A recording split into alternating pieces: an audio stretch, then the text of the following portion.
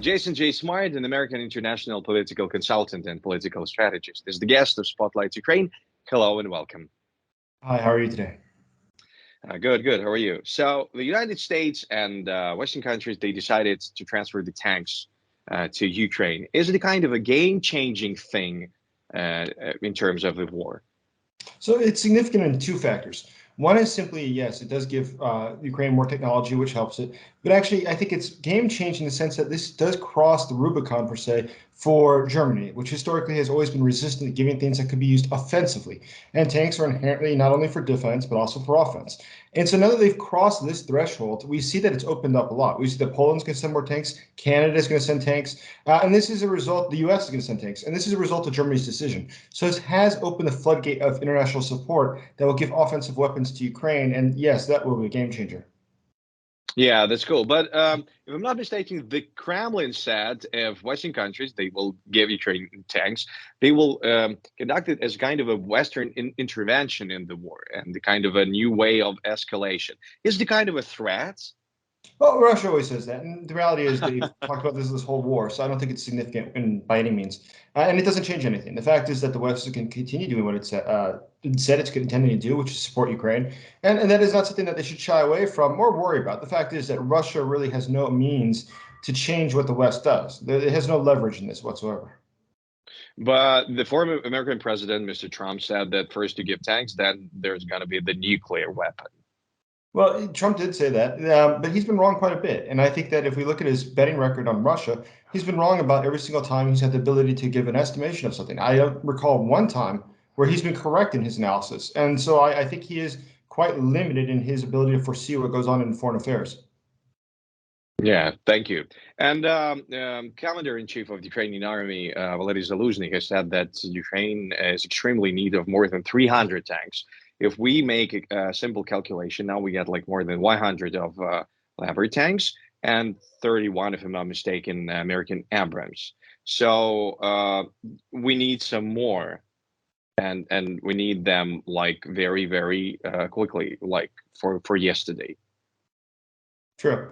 I think that the numbers are going to pick up. I'm not so concerned. I do think that there is going to be enough tanks for Ukraine to sufficiently defend itself. And let's look at this further, is that it's more than just the Leopards from Germany. There is other countries such as Poland, which announced today that it's going to give more older Soviet model tanks that have been refurbished.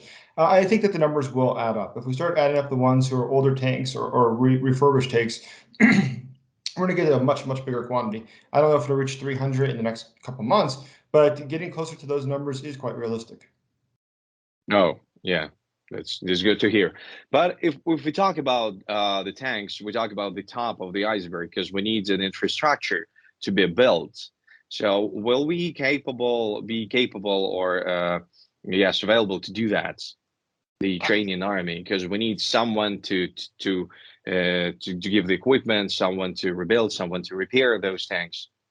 Sure. I mean, it's one of the, actually, as you recall, one of the technical reasons that a lot of countries did not want to give tanks, including the United States, it was simply because, listen, anytime you have a tank fleet, just as a rough number, about half the tanks aren't working. I mean, a significant number, let's say 40%. And the reason is simple. They're being refurbished. Tanks are massive. They're very heavy, and they break down a lot. So when they break down, if you don't have the right parts, you're stuck with a big piece of metal that can't do much. And so tanks take a lot of refurbishing. So if let's imagine we send these Leopards over here, what happens next? Well, how about if the tank breaks down? Where do these go? Where do you fix it? Do you have to send it all the way back to Poland? Because Poland's not going to allow for those people to come in here to repair them, obviously. So it means it has to go be put on a train and go all the way back to Poland.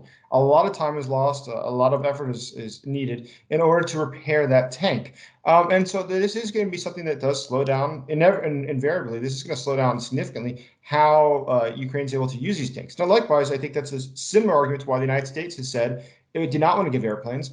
It's simply because the auto mechanics of this. I mean, listen, when an airplane part, and there's tens of thousands of parts in an airplane, one part breaks. If you don't have it, you can't just substitute something else. You have to have that exact modeled piece to Yeah. go into the airplane. And so what happens? All of a sudden, let's imagine that if tomorrow Ukraine had 4 F-16s, but 3 of them were missing some little piece. Well, what was the point of that? What can we really do with this? It's quite limiting. The U.S. is lucky in the sense that its military is just so large that obviously it can take care of all of its aircraft, whereas for Ukraine, that would be much more challenging.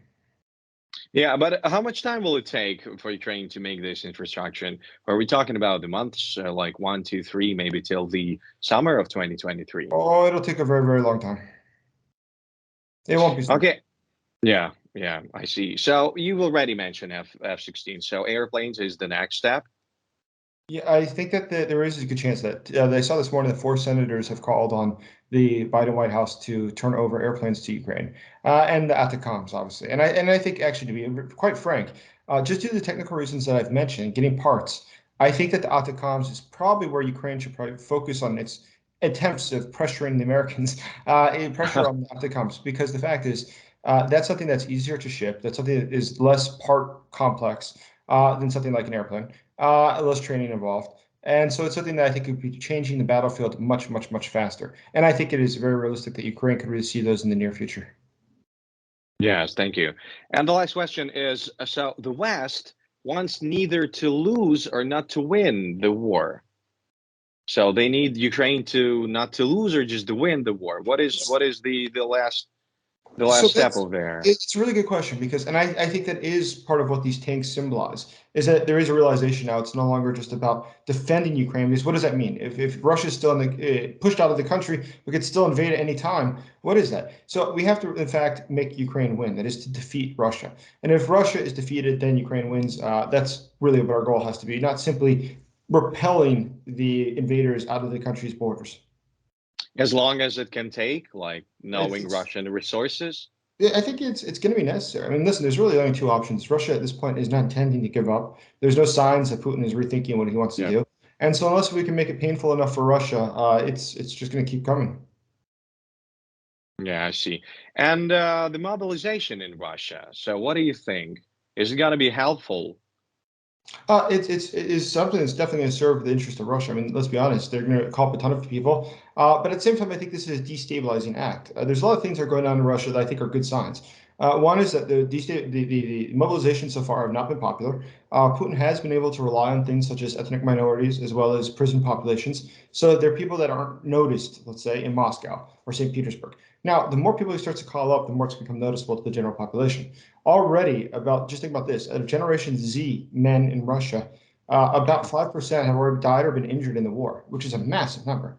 Yeah. When you look at the numbers who have been mobilized or the numbers who have fled the country, in addition, you're getting to more than 15% of the population of Generation Z men. So this is something that all of a sudden it's not just so distant. This has become people I know who have had to leave the country and never come back because they want to avoid mobilization, for instance. This can make it very difficult. And so I think that, coupled with the fact that we see signs that there's different groups, such as Prigozhin's Wagner group, is in conflict. I mean, he's quite open in his conflict with Shoigu, who's the Minister of Defense, who also has his own private military. But when you look at these conflicts between these top leaderships in Russia, I think it does show signs that things might be cracking. And I do increasingly believe that a coup in Moscow is something that will probably most likely case of how this war will end. Thank you. Thank you so much.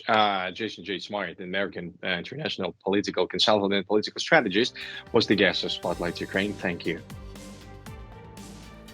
Thanks for watching our YouTube channel. Latest news, trends, and analytics on all about Ukraine. Like, share, and subscribe. Any questions, proposals, and comments, contact us via email.